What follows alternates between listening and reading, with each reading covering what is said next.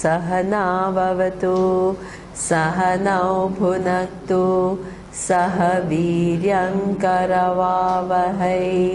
तेजस्विनावधीतमस्तु मा विद्विषावहै।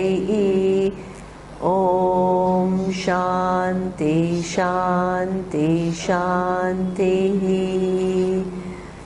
ॐ भद्रं कर्णेभिः शृणुयाम देवाः भद्रं पश्येमाक्षभिर्यजत्राः स्थिरैरङ्गैः सुष्ठुवागुंसस्तनूभिः व्यशेम देवहितं यदायुः। स्वस्ति न इन्द्रो वृद्धश्रवाः स्वस्ति नः पूषा विश्ववेदाः स्वस्ति नस्तार्क्ष्यो अरिष्टनेमिः स्वस्ति नो बृहस्पतिर्दधातु। ॐ शान्ति शान्ति शान्तिः।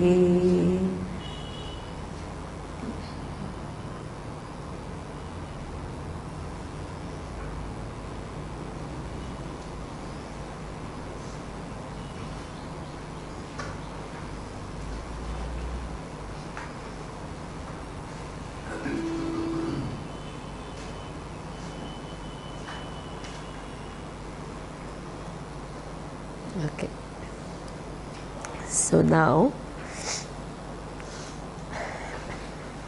what we have done is we have seen that even though this whole Jagat is mithya,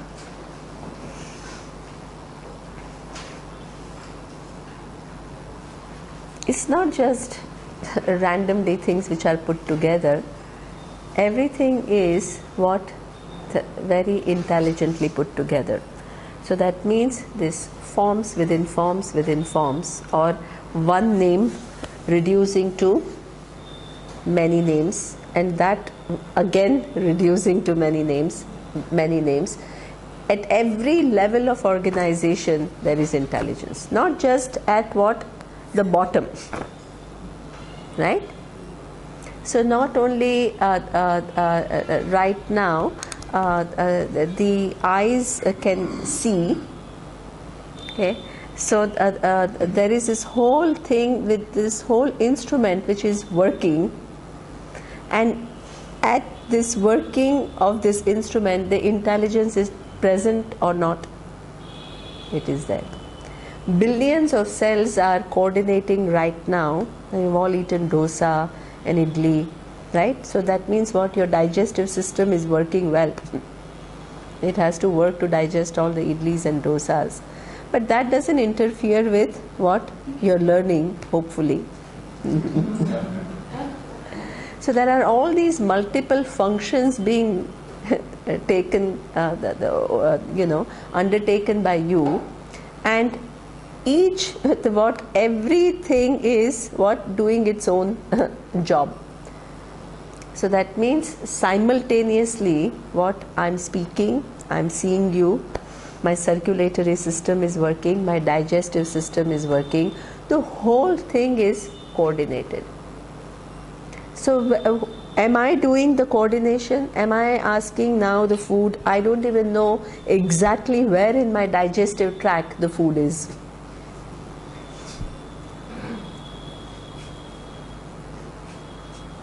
So therefore, there is this whole intelligence, which is where Ishvara is not something which is what? Out there.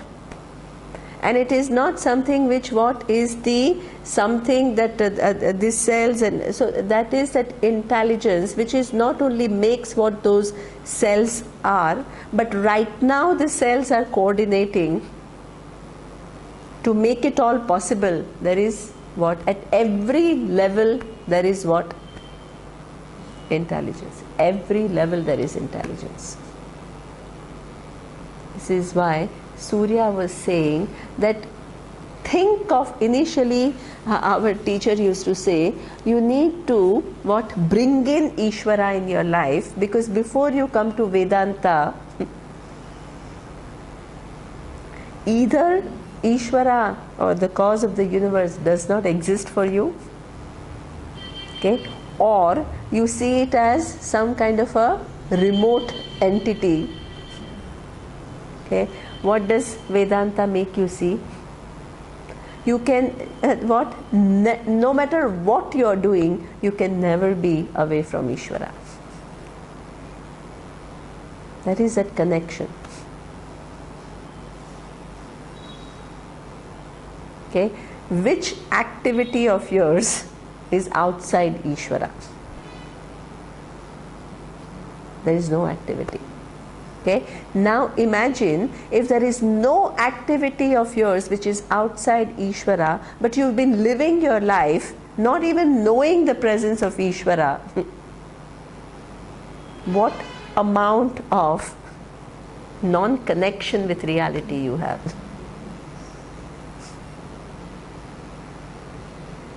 Okay, so therefore this whole Upanishads, they just lift what veils of ignorance and put us in touch with this reality. It's not that the Ishvara is waiting for your acknowledgement to make it all work. Billions of cells have been doing their job whether you recognize or not. It doesn't depend upon your knowing or not knowing.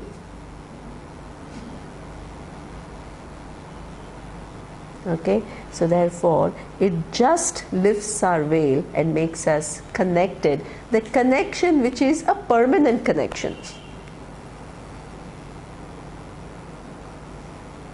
Okay, so therefore generally you think that you are connecting to Ishvara only when what? When you pray or you do bhajan or you do a ritual, right? So that means prayer becomes what? An act of that relationship. What does Vedanta do? Whole life becomes what? Prayerful. When I have to decide to act, with you, if I keep in mind the laws of dharma, which are not mechanical laws but manifestation of Ishvara, I am connecting with Ishvara. It's not that only when I'm sitting in my prayer room I'm connecting to Ishvara, because the presence of Ishvara is everywhere and every law is a manifestation of Ishvara. So whenever I understand those laws and I align with those laws, work along with those laws, I am connected. Whole life becomes prayerful. When situations arise, and generally when things don't happen our way, we get into a reactive mode, and either we blame ourselves or we blame somebody else.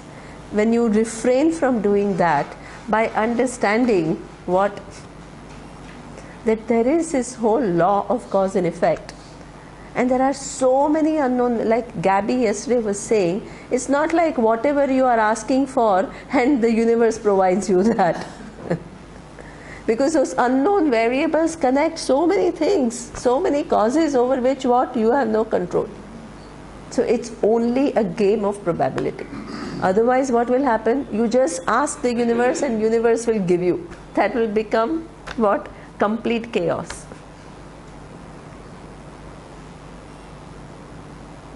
Okay, so that means these laws, so that means when you don't understand that why this is happening to me right now, instead of getting into a blame mode, what do you understand?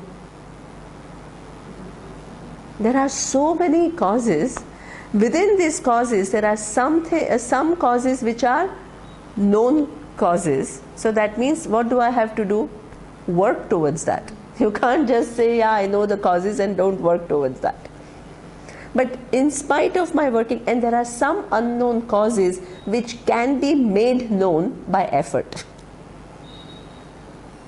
And I have to work towards that.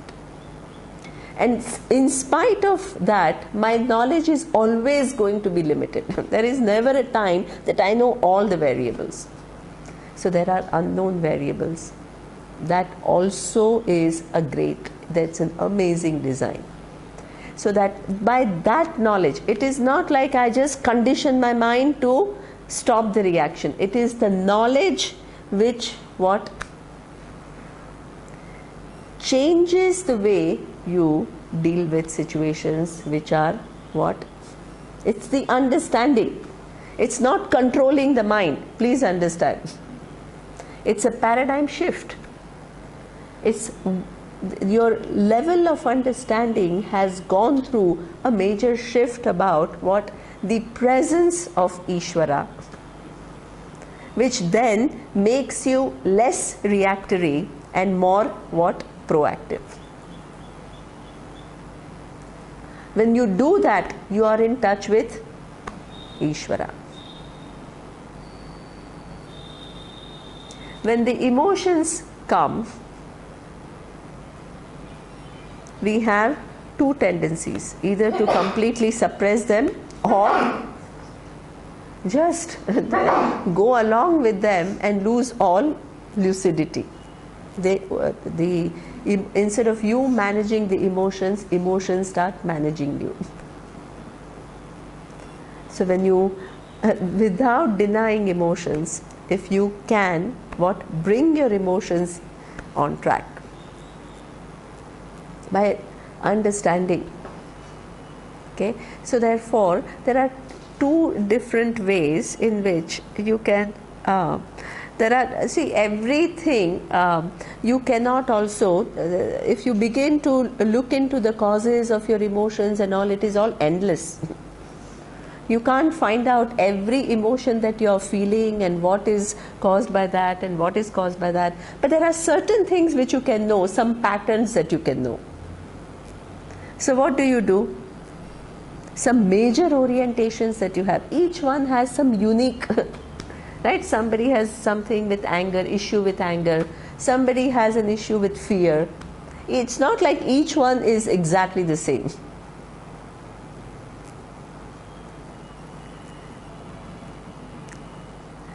Each of these, that they are not just passing emotions, they rule what?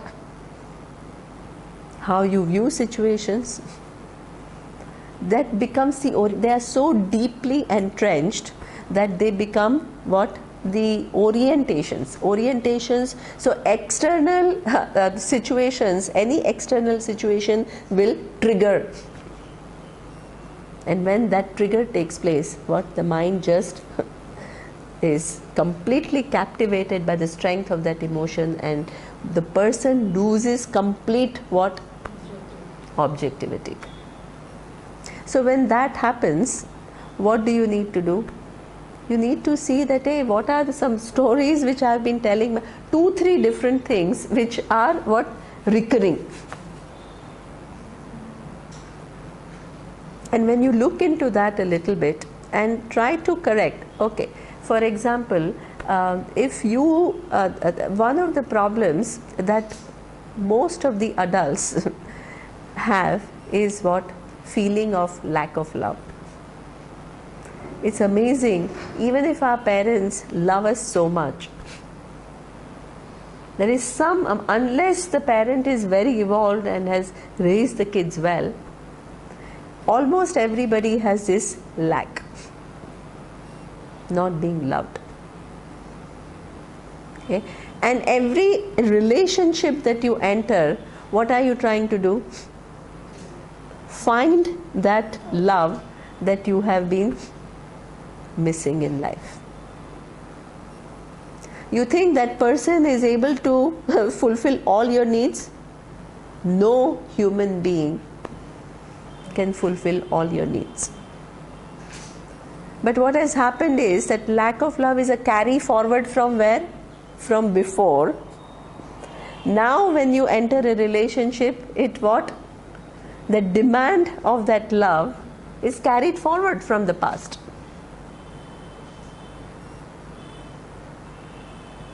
And then initially you think that person is going to what? make me feel loved, soon you realize what? That person can't do it. Then starts happening, either you become very needy or you start blaming the person, then what? The whole relationship becomes what? Sour.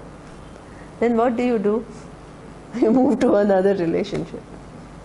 There is no relationship which is going to give you what you are looking for.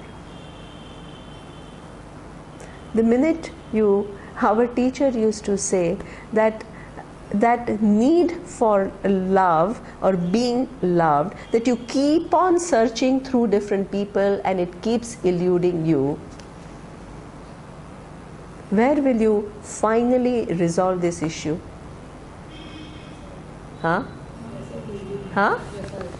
In yourself, and also in this whole thing of this whole design of Ishvara. You let it go and you actually understand that the world is designed.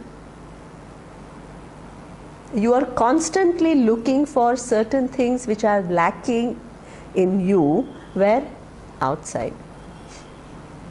In your interaction of the world. Where is the solution?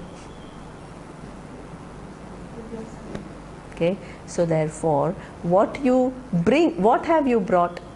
That there is an order which gives me those experiences, and what do I need to do?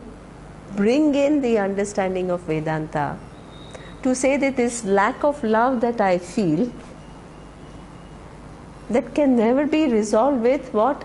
No one person can fulfill this lack of love. Okay? And therefore he says, our teacher used to say, you have to settle account with Ishvara. Only in knowledge of this reality of who you are and the presence, that all intelligent presence which has organized the universe in a way that you are constantly looking somewhere else for your answers, and the answers are never going to come from those interactions. They are going to come by knowing the nature of things.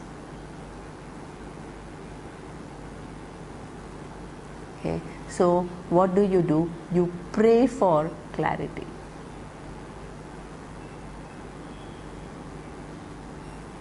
This relationship can do this for me, and what it cannot do.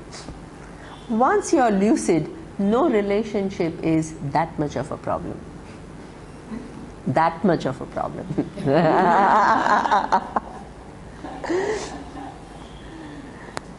You are in touch with reality. You are bringing in what? Ishvara. When you understand this is how the whole arrangement is, you are in touch with Ishvara. Okay? When you work on yourself to become more and more what? Sattvic. What is Sattvic? More and more, Pure. Yeah, more and more kind of exhibiting. The whole 14th chapter or 17th chapter of Gita, they talk about these gunas. Okay, and what is very interesting is, I'll just give you one example. Okay, so for example, this danam, which is what? Charity or giving, not charity, giving.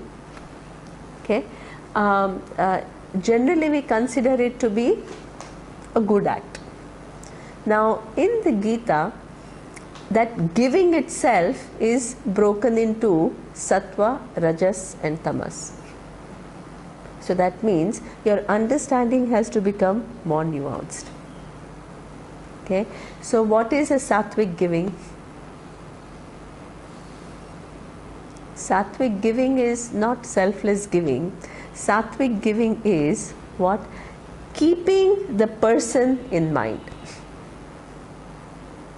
The need of the person in mind and doing what I can do. So who is at the center?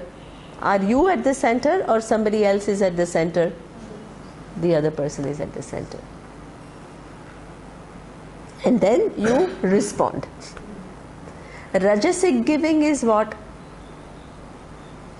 I give, but I want something from it. So who's at the center? I'm doing good. It's not that you're not doing good. But I want what? Me to be famous. I want to be recognized as somebody who's philanthropist. I want people to respect me as a great giver. So please don't think that the Rajasic giving becomes bad. It's not bad or good or anything. It's just a nuance to see that in one case, what? Somebody is at the center, and in other case, what? You are at the center. So in terms of nobility, which is more? The first one. Okay. Now, what is tamasic giving?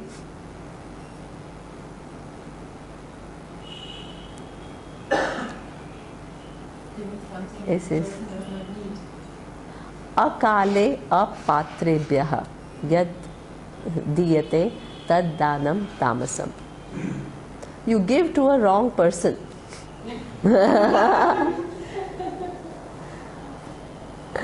Right? So therefore, who is this wrong? It's written in Gita. Right? So therefore, imagine so much donation nowadays. Like we have NRO account, which is non-resident Indian account, and we can't deposit any cash. Why can't you deposit cash? Because when you deposit cash, nobody knows where this cash came from. So the government of India, they said, yeah, check you can deposit, but cash you cannot deposit. Because there is so much of this terrorist activities which are supported by so much money which comes from outside, and you have no way to trace it. So this is one of the ways that they trace, that they need to trace where your money is coming from. Right?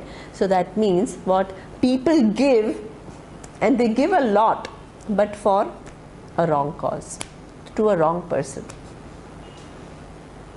Okay? So that becomes tamasic dhanam. Okay? So how then, when you become more and more discerning person, in all these acts, you are in touch with what? Ishvara. So you convert that relationship from what? That bhajan. It's not bad. Please understand, that doesn't make bhajan and all bad. You don't devalue it. But the scope of your relationship has undergone a huge change based on what? Your understanding of the fact that all that is here is Ishvara. Every form is forms within forms within forms. And ultimately it is intelligence which from nothing tangible brings about that tiniest form and keeps on arranging it to make that given form. And Ishvara is also what? The laws which govern the interaction of these forms through series of laws. So therefore, when a scientist is trying to understand the nature of the universe, is also what? Is he away from Ishvara? No. Because you're trying to understand something much more than your eyes can meet. So therefore, but that person may not know that this is what just looking into Ishvara. That person may never have an idea. But for you, it becomes what? Pursuit of Ishvara from that given standpoint. Okay, so therefore, this whole reorientation, the growth that Yoga Shastra, part of preparing the mind for this knowledge, it has to incorporate what? All these understanding. Ishvara as dharma, Ishvara as law of karma, Ishvara as laws of psychology, Ishvara as what? All the nuances which makes my life more and more evolved. The whole thing happens within one intelligence. Within this manifestation, which is nothing but intelligence, all these possibilities are given to me. So this is what we call the alignment. Without this alignment, the final reality will remain elusive. This is what we call preparedness. Okay, now coming back to this nature of Ishvara, so the whole Jagat, before what we said is Jagat, Jagat is the universe. Now it has become what? It has become Ishvara, manifestation of Ishvara. Because I have undergone what? The Shastra has manifestation of that intelligence. There is no tangibility to this universe. It is nothing but manifestation.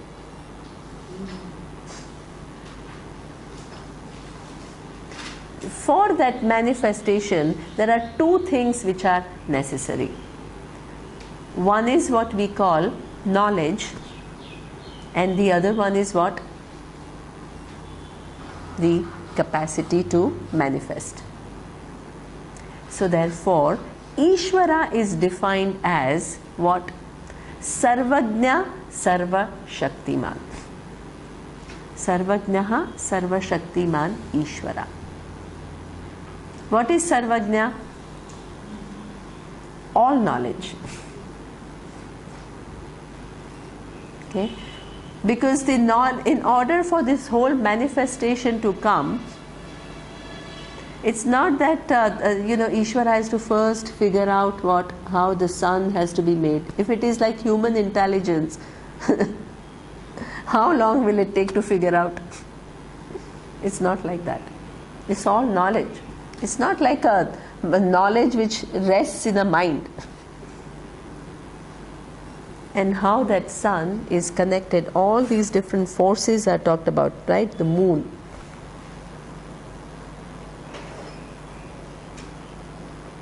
Then how within this whole universe there is what? Brahma.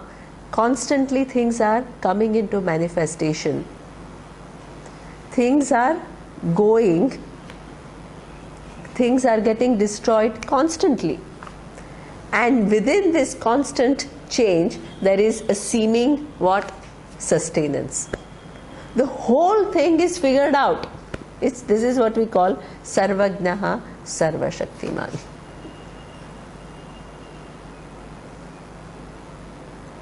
So that means now this whole the whole galaxy is all moving, constantly moving.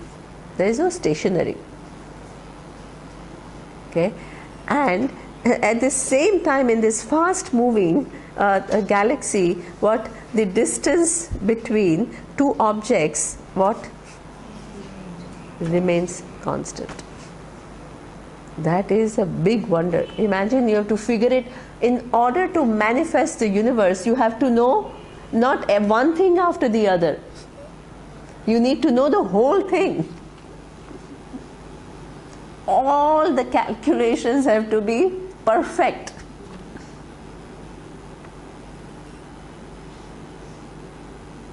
And each one's connection with the other. And connecting past billions of years to today. Through series of cause and effect. Everything is worked out.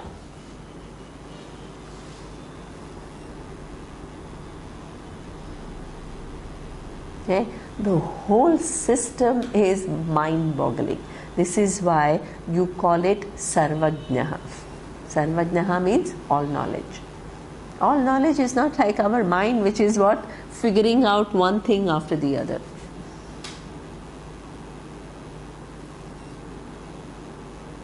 But only knowledge can bring into manifestation the creation. Parameshwara is what? Along with Shakti. Sarvajnaha, Sarva Shaktiman. You also have to have what? Not only knowledge, but knowledge has to what? Come into manifestation. You must have the capacity to manifest. So Ishvara is what? Sarvajnaha, Sarva Shaktiman. All knowledge which also has capacity to manifest this whole varied universe. Now this Sarvajnaha, Sarva Shaktiman, so this is one, is which one? Now when you have this verse 7, it's a very poetic verse, right? It's as though making Shiva as some kind of some entity.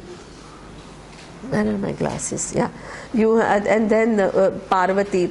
Now here this Uma Sahayam Parameshwaram. So therefore, that one aspect which is what? Knowledge, you can call it what? Ishvara. And that capacity you call what? Uma, Shakti. So Parvati and Parameshwara are what? Together. One without other cannot produce the universe, cannot manifest the universe, not even produce, manifest the universe. Knowledge and capacity go together. Okay, so that means that is the reality. When the knowledge and capacity come together, okay, what comes about is, in verse 8 it is written, the whole creation is what? Sa Brahma, Sa Shiva, Sa Indraha, Sa Akshara Paramaha Swarata Khe, Sa Eva Vishnuhu, Saha Pranaha, Saha Kalaha, Agnihi, Sa Chandrama.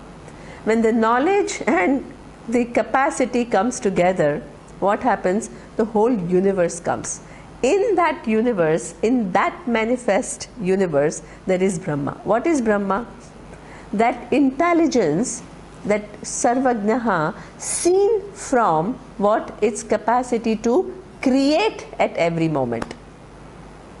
That aspect of intelligence, which is what? Which has the capability of every second there is change. The unit of time that was when I started the sentence is gone by the time I have finished the sentence. New moments are born every second.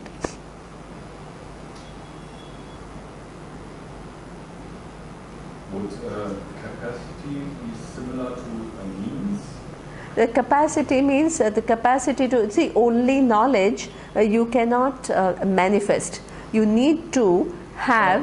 Yes. I was just thinking it would like we have a means to see, to perceive objects by the eyes. No, here it is, in order for, you can't take a human experience and apply it to Ishvara. You can't do that, right? But for example, just to give you an example, right? So just knowledge of a pot doesn't what? Create pot. You need to have what? Also the capacity to bring it about. Yeah. Shakti. So within that capacity to manifest, what are all the things which are happening? In that manifestation, what? While the Jagat is manifest, every second what? New things are produced. That intelligence seen from that aspect is given the name what? Brahma. Okay, then Sa Shivaha.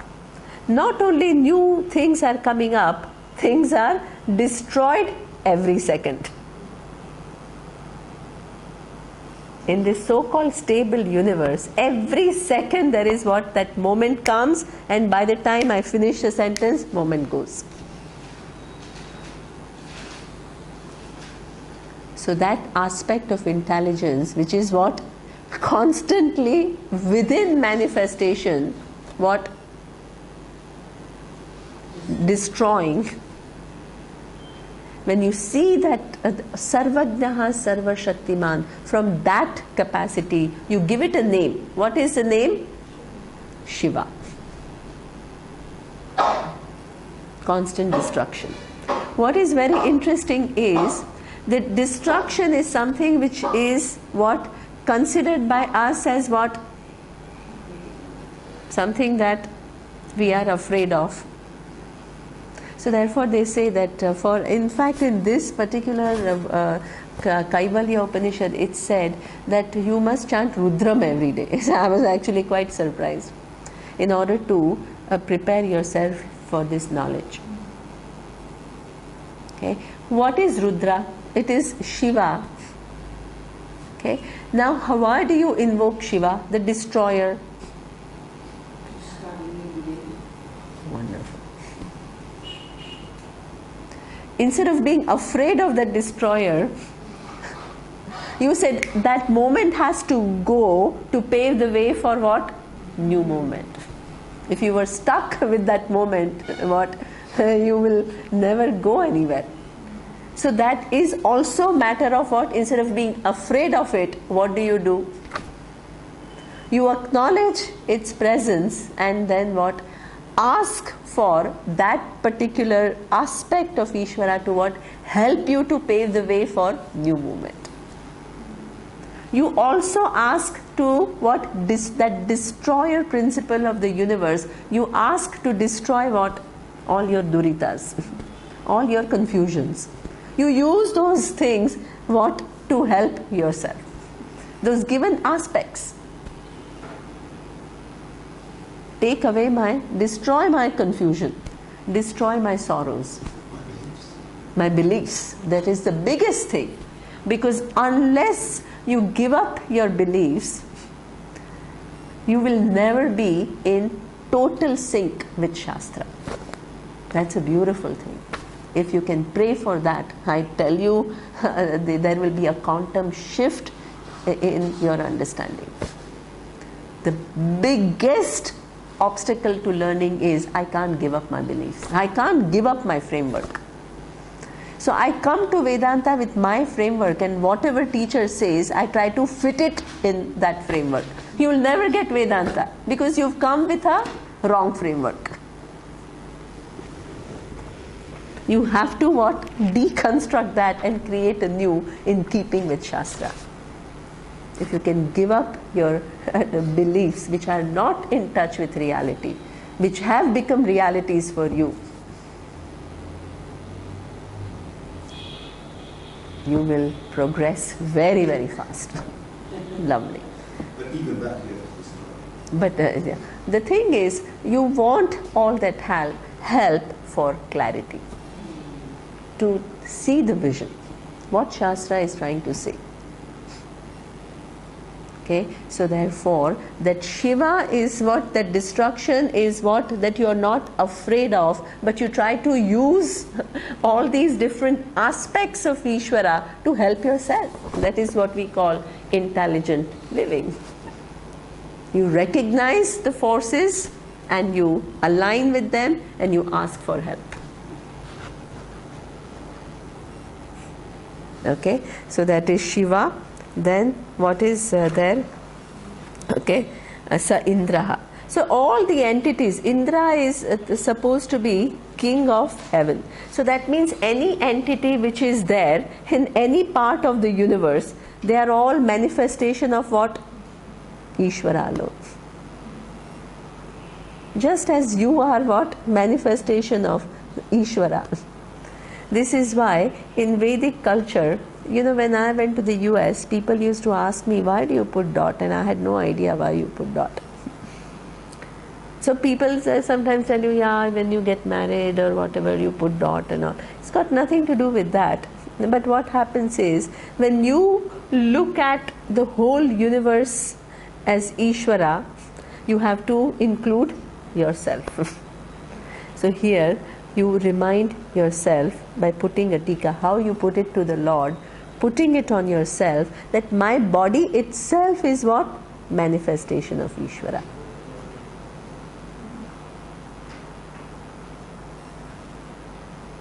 So that means we are Ishvara. One of the manifest, so that means Ishvara is what? The total.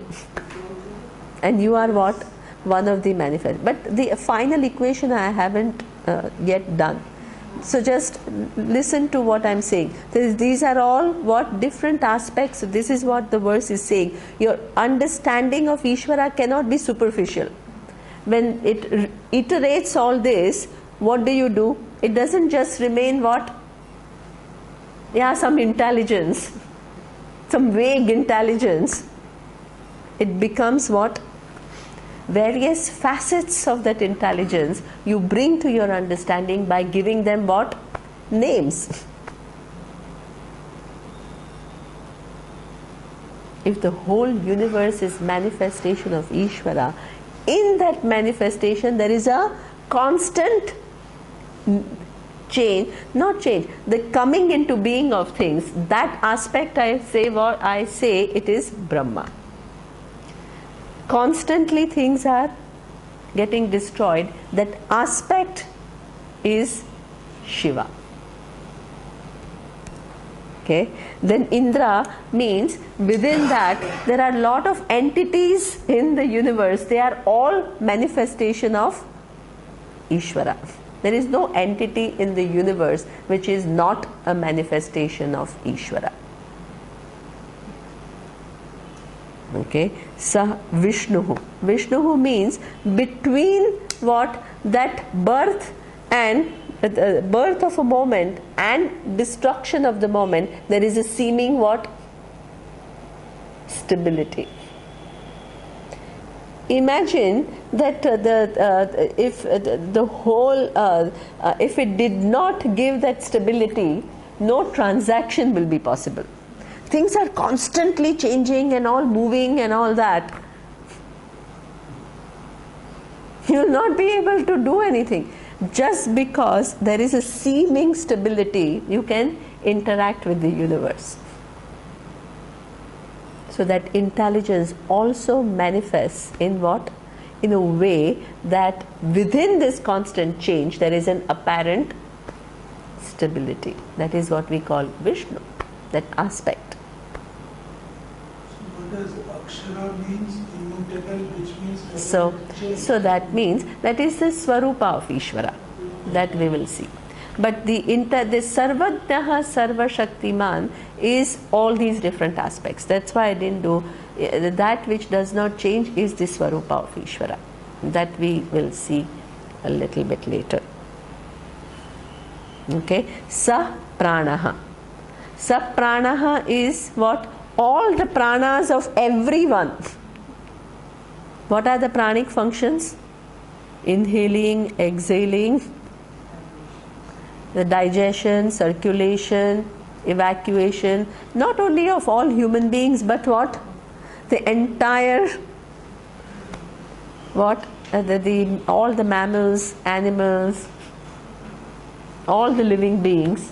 The whole prana is what? Ishvara. It's all intelligence, play of intelligence.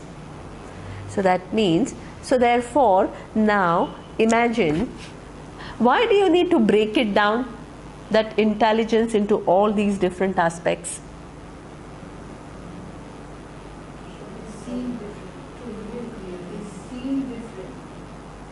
Yeah, first of all, they may seem different and unconnected, and you have to make it all as part of Ishvara. And the second is what? Sustain. Huh? Sustain. Yeah, to, huh? So because otherwise, as I told you, Ishvara will only remain a concept. All intelligence. When you break it down, and say, here there is intelligence with this manifestation, here there is intelligence with that given aspect, this, then it makes it what? Real. And you can evoke what? Different aspects depending upon what you want in this world. So this is why it's interesting that even, first I'll finish this, sa pranaha sa kalaha. The time itself, as I said, from that concept, how does the time come? Ishvara, intelligence. There is an intelligence which makes the time, not just your personal subjective time, the empirical time is also from that intelligence. There is a beautiful, and this is part of Vedic culture. The Vedic vision of Ishvara is, it is all pervasive. Time is Ishvara. Space is Ishvara. There are temples which which represent Ishvara in form of time, Kalahasti. There is a temple Chidambaram where what? Ishvara in form of space. Chit, Ambaram, Chidambaram. Chit means awareness. So, so that means I will finally do the equation. Right now I'm doing Sarvajna Sarva Shaktiman, right? So, wonderful. Sorry. Okay, no problem.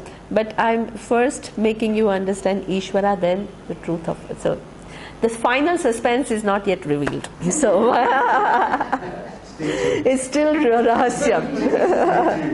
Stay tuned, exactly. Right now I'm just blowing it all to make it all encompassing. The final thing is still in my, okay. Then Agnihi. Agnihi is what? All the elements, there are 5 elements from which the whole universe is what? The permutation and combination of those 5 elements. Those 5 elements are also what? Manifestation of Ishvara. Agnihi. Then within that, what? All the celestial beings. Chandrama stands for what? The stars, the sun, the moon. The whole thing is what? Manifestation of Ishvara.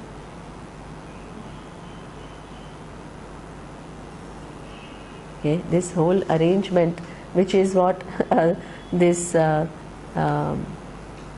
sun, how it how it gives so much of itself to what? Provide so many different functions to us. That intelligent setup, all manifestation of Ishvara. So therefore, your understanding of all knowledge and all power has to include what? That knowledge and power is not some abstract thing. It's manifesting constantly in everything. Everything is an aspect.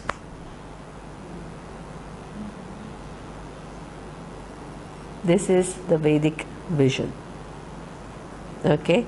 Now he says, Sa eva sarvam yad bhutam yadcha bhavyam sanatanam. Whatever was in the past, was it outside Ishvara? No. Part of that whole intelligence. Whatever is going to happen, can it be outside Ishvara? Time is manifestation of Ishvara. Space is manifestation of Ishvara. All the laws are manifestation of Ishvara. All the forms which are governed by the laws are manifestation of Ishvara. Whether in the past, in the present, or in the future. Is the future fixed? No. Wonderful. Why is the future not fixed? You are giving a right answer. Why?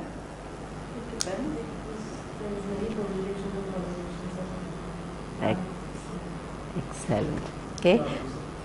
She said there are so many permutations and combinations, and then how they will arrange. So, for example, this is what, according to this vision, Ishvara is what, like, it's not some fixed universe. What is going to happen 10 years from now is not totally fixed. It is a function of what all we do. So Ishvara doesn't know where he's going.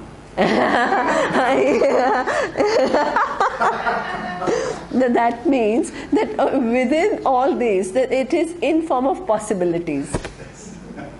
So he doesn't And the have a minute roadmap. you collapse the possibility, it will rearrange the universe. But what is it? All possibilities. Yes, exist within Ishvara. Wonderful, Namrata. All possibilities exist within Ishvara. But what possibility you collapse at that given point in time, it's up to you. And what the laws will rearrange the universe to what give you the result of that collapsing of the possibility. So the whole play is within. So that means Ishvara is not, there is no second thing other than Ishvara. Otherwise what happens is you say, okay, Ishvara is guiding me, but this is also, the whole play is within Ishvara alone. Ishvara is not doing anything to you because Ishvara includes you.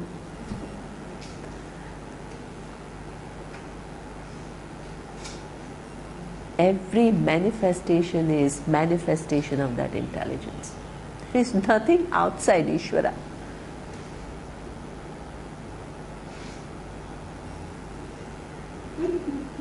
First time I remember Kashi, when he came to Vedanta, he was like, oh my God, I never thought of myself as what?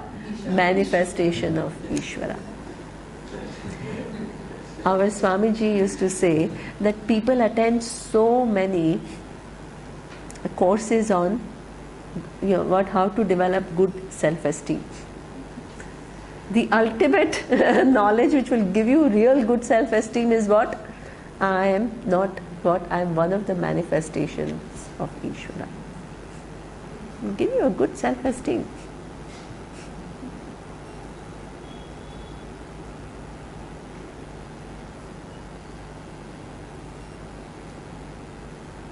Okay, so therefore this whole thing is the time, what was in the past, what is going to be in the future, okay, is all Ishvara. So that means this all knowledge and all power is manifesting in all these different aspects. Now, this is what with reference to creation. Before this creation, this all knowledge and all power was there or not? It has to be. In order to be the cause has to precede. Jagat is an effect. The cause has to precede the effect. So the all knowledge and all power was there. So what is what we call Srishti? Srishti means creation. But creation here in this case, what do we mean is manifestation. The whole manifestation. Before it manifests as time, space, and every object within time and space, this all knowledge and all power, was it there or not? It has to be there. Cannot not be there. The cause of the universe has to precede the universe.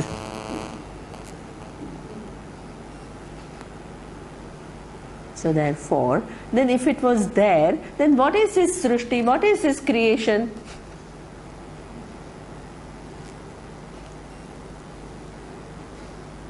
Before that, all knowledge and all power was not manifesting as time, space and object. Now what? It manifests. So therefore, that potential form, right? All knowledge and all power, there was unmanifestation. That nothing, time, space and object was not manifest. Then with that Shakti, it brings into manifestation. This is what we call Big Bang. Shakti is. Shakti Who is the Shakti? is the power. So 1 minute. So now I need to refine that Shakti is something that you see within the universe itself, but with reference to the coming into manifestation, that Shakti refers to Maya. So from that unmanifest universe, it has what Maya is Shakti, to bring it into manifestation. This is what we call Maya. It has twofold Shakti. Maya is what? Vikshepa Shakti and Avarana Shakti. What is Vikshepa Shakti? From unmanifest, it brings it into manifestation. In existence or not? Into manifestation means the time comes, space comes, objects within time and space come. Right? That is called manifestation. Okay? So that means there is this thing from unmanifest to the manifest. So in that there is Vikshepa Shakti. Everything comes all at the same time. It's not like first comes time, after 10 days comes. It's not like that. Everything. Maya prior to So, God. so no, that all knowledge and all power, right, before the creation, it is in what? Unmanifest, potential. And then comes that manifestation, that capacity to manifest is called Maya. And that has two aspects. One is what? Vikshepa Shakti. What is Vikshepa Shakti? It brings what? Time, space and object, universe. And the intelligence comes after. No, intelligence is always, intelligence and capacity, they are two together. They can't be separated. Because without intelligence, what manifestation will you do? So they can't be separated. So there is no sequence. They go together. Because in order to manifest, it needs what? Knowledge. Even without knowledge, it will not manifest. So they come together. That's why you can't separate what? That knowledge and capacity. So that given aspect is what we call Maya, that capacity to manifest. But knowledge is always there. Without knowledge, there is no possibility of manifestation. Because you need to figure out how the time is going to work, how the space, how the objects, how they are going to evolve, what are the possibilities. Everything is part of the knowledge, can never be separated. Now, in that, along with Vikshepa, there is also Avarana. What is Avarana Shakti? That not only it manifests the universe, but for every manifestation, the reality that all that is here is Ishvara is what? Veiled, covered. It's covered. This is what we call Avarana Shakti. This is just, yesterday Tara was asking me, but why Ishvara is like this? This is how Ishvara is. Why it couldn't be different? It is not different. This is how it is.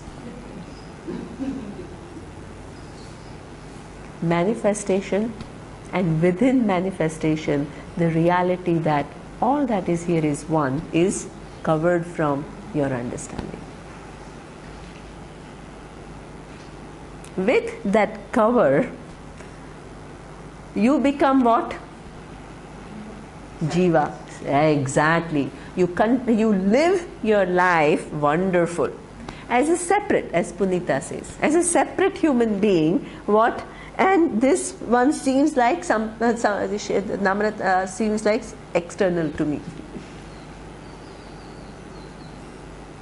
and everything else seems like external to me, and I continue to live my life thinking I'm one individual and everything else is what?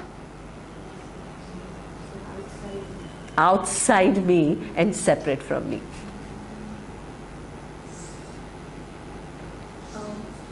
Sorry? This ignorance is also needed, right? In order to live this Yeah. life. In some way, like So the whole ability to distinguish between my body and others is also necessary for this life in this mithya world to continue. because you can accomplish a lot, keeping this mistake intact. How many things you can accomplish? You can accomplish a lot of things. There is a Brahma Sutra Adhyasa Bhashyam. It's not like this not knowing is going to interfere with you you can still use your pratyaksha pramana and find out many things. You can still use your inference and find out many things. It's not going to interfere. That's why it goes on and on and on for so long. But that avarana, imagine if it was there, and if you had no capacity, avarana is the veil, and if you had no capacity to remove it, what will it become? Faulty creation. But if you have the capacity to remove it, in some, not in every manifestation, that's why we say human life, human body, and human subtle body is a very important. It's with a lot of punya, because in this human or equivalent, you can remove this ignorance. This possibility of removing this ignorance is given to you. You can't just figure the whole thing out by yourself. You need an independent means of knowledge. Shastra makes you see the whole thing as nothing but Ishvara.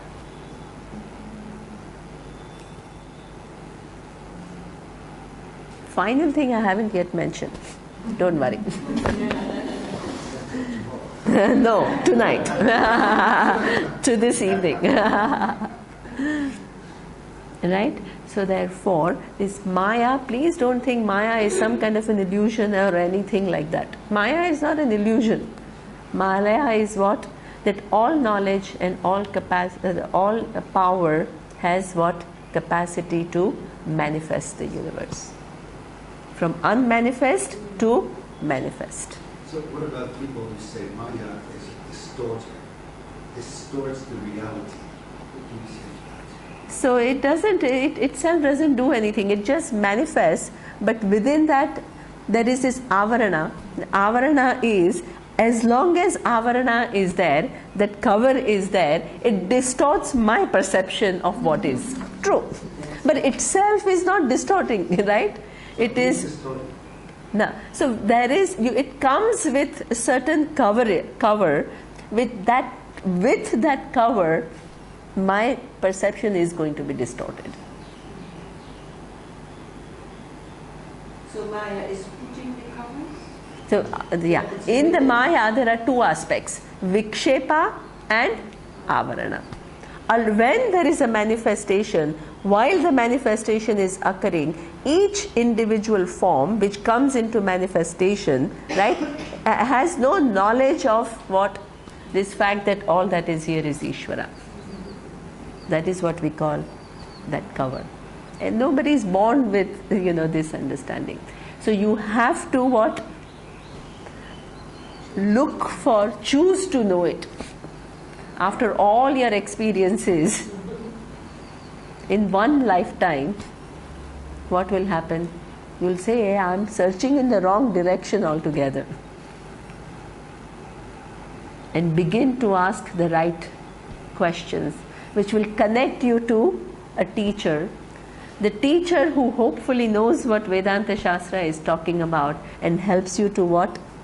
Lift that veil so that you can see the reality. Possibility is given. If it was not given, you will be what? Just stuck in that whole thing.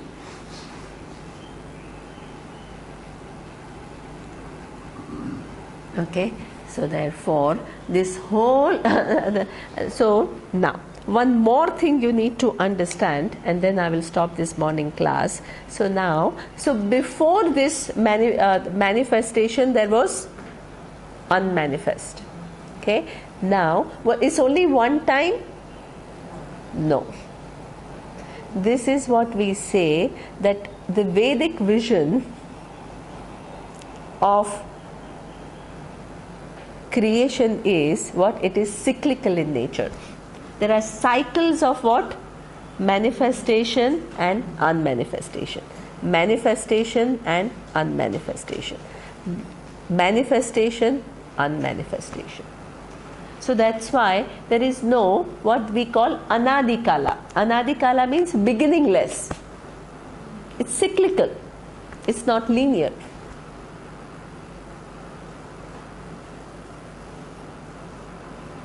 So therefore, this whole thing, it's not that only from 100 years this whole thing is going on. Anadi Kala, this whole travel is going on. So one Big Bang, wonderful. Namrata is asking this question, what is this Big Bang?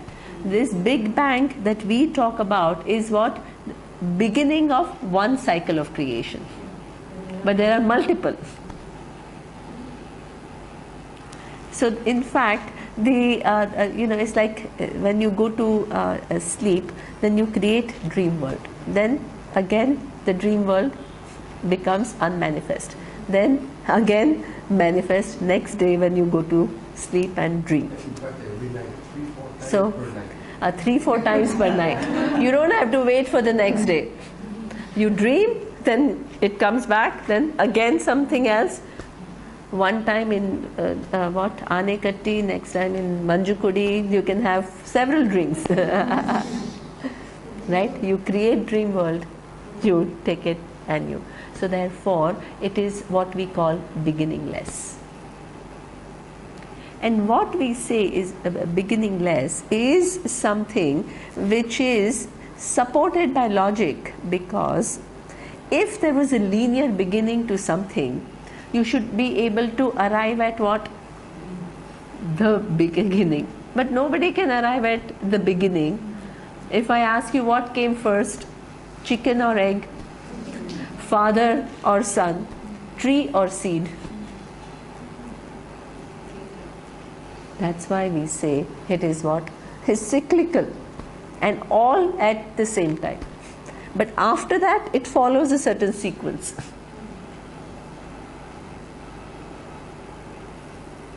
Okay, so therefore, this Ishvara is what?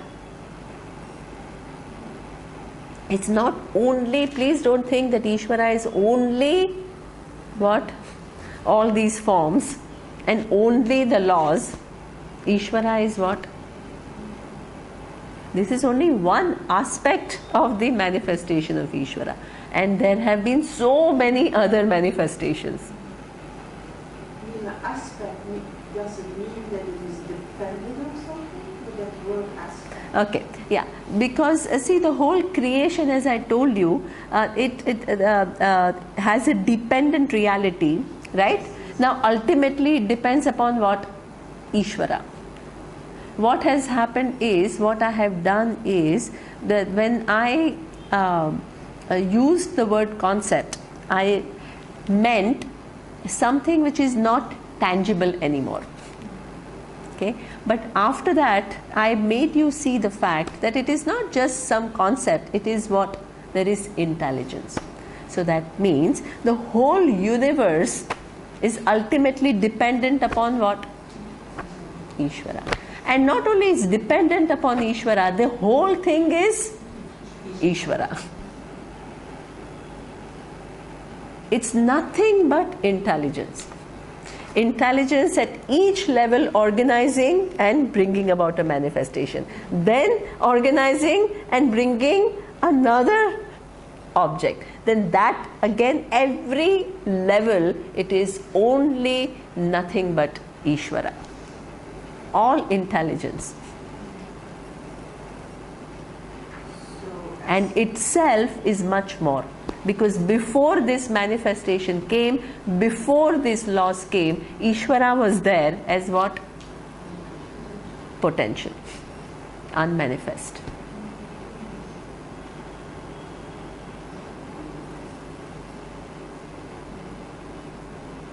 Okay? And through cycles of creation. So Ishvara doesn't begin with this universe.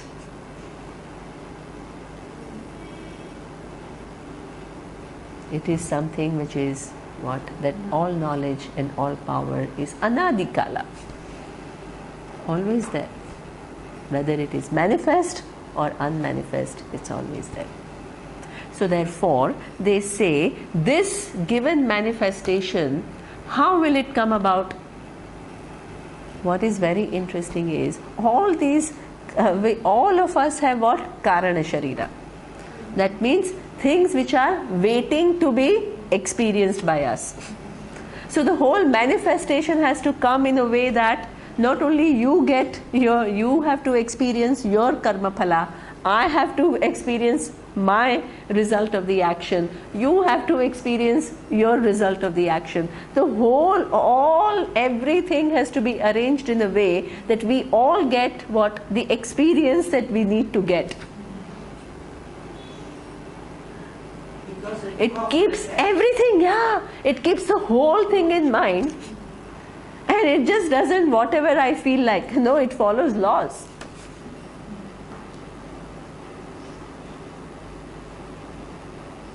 That's why we say it's an intelligent creation. That's why you can never have, because with this veil, our understanding is distorted and our engagement with the world is what? Distorted. Because I start with a point of distortion. That's why you can never have what? Perfect world. But it is perfect. Yes, exactly. But it is not perfect in Imperfect. exactly. It is perfect, but it is never going to be what people say. Oh, if Ishvara is everywhere, why is there violence? This is a very typical question.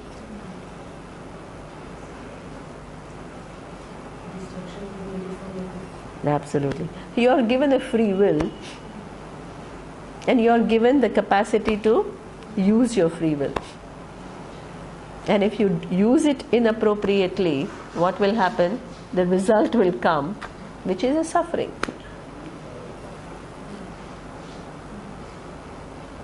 So, when that suffering comes, what is your conclusion? It is imperfect. This is why I say that what? It is seemingly imperfect, but it is. Right? So this is where the scales of what your understanding about what is Ishvara is much more than this manifestation, but the whole manifestation is what? Ishvara. Itself is more than just this manifestation. There are multiple manifestations, many big bangs have happened.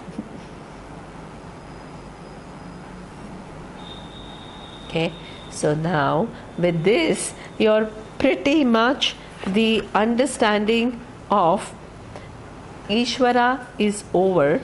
Now, the final question is, when you did inquiry about yourself, where did you come to? Sat, Chit, Ananda. Now, when you look at the whole universe, what is it?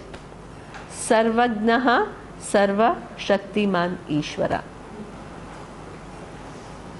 How do you reconcile the two? Yes. Right? Sat, Chit, Ananda. and Ishvara. So Namrata came to me yesterday and she says that if you have consciousness which is all pervasive and you also have what? Ishvara is all pervasive.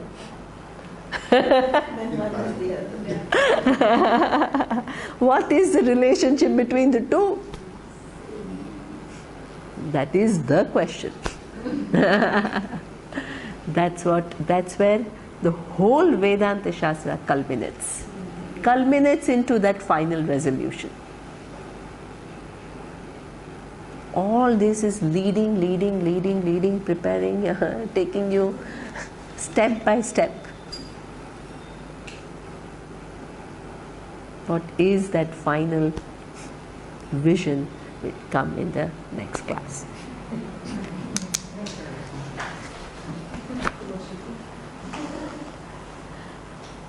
Om Purnamadav Purnamidam Purnat Purnamudachyate Purnasya Purnamadaya Purnamevavashishyate.